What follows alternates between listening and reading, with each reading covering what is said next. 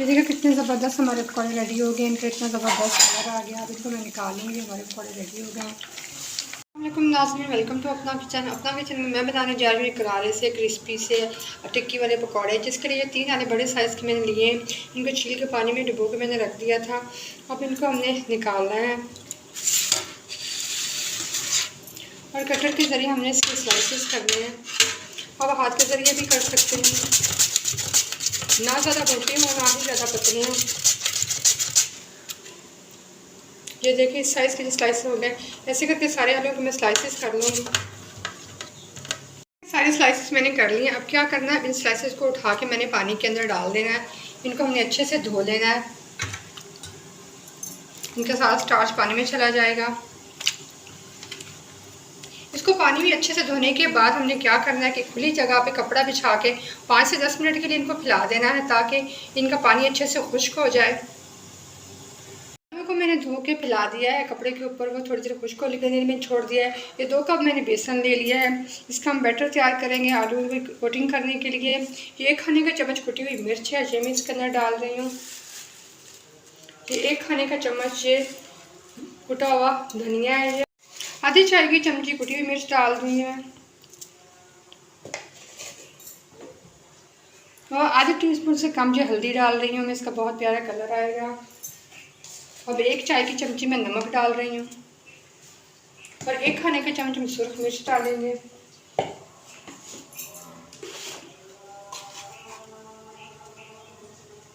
दो से 3 चम्मच हरे धनिया की मैं डाल दूँगी।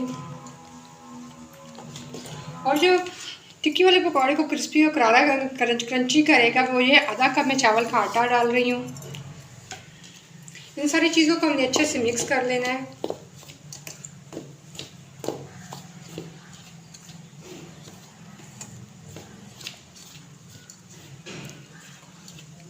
अच्छे से मिक्स करने के बाद इसके अंदर थोड़ा थोड़ा करके हम पानी डालते जाएंगे।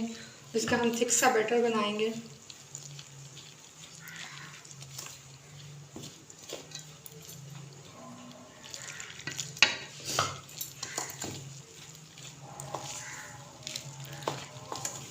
सारा पानी आपने एकदम नहीं डाल देना, थोड़ा थोड़ा करके डालेंगे हम।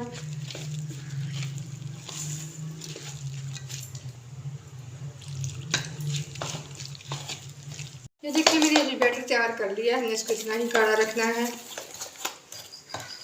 ये देखें, अगर ज़रूरत हो तो आप थोड़ा सा और भी पतला कर सकते हैं, लेकिन फ़िलहाल मैं इसको इतना ही रखूँगी। ये हमारा बैटर रेडी हो गया है आलू की कोटिंग के लिए।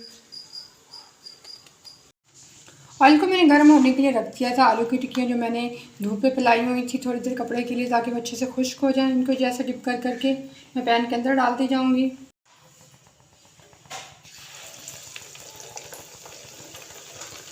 आपको भी इस रेसिपी को ज़रूर ट्राई करिएगा। ये बहुत ही मज़े के, बहुत ही क्रिस्पी बनते हैं। और जल्दी से मेरे चैनल को सब्सक्राइब कर दें और साथ में बेल आइकन को भी दबा दें, ताकि मेरी वीडियोज़ के नोटिफिकेशन आप लोगों को मिलते रहेंगे।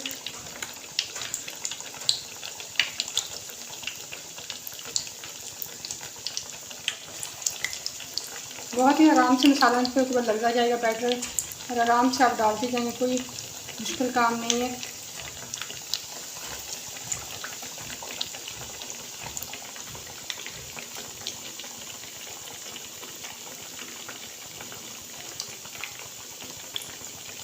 ऐसे करके मैं डाल दूँगी सारे पैन में।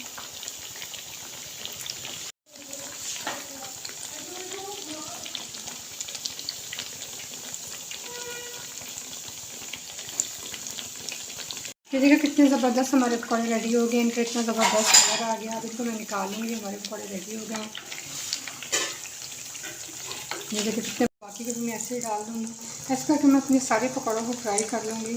फ्राई करने के बाद मैं पकौड़े के अपनी ज़बरदस्त लुक दिखाऊँगी। कितने ज़बरदस्त हमारे पकौड़े रेडी हुए हैं।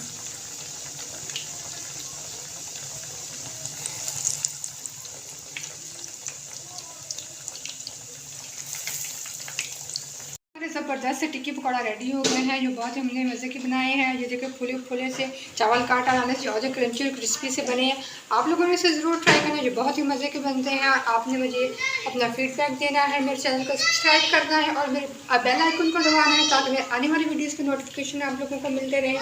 जल्दी से मेरी रेसिपी को ट्राई करें। शुक्रिया।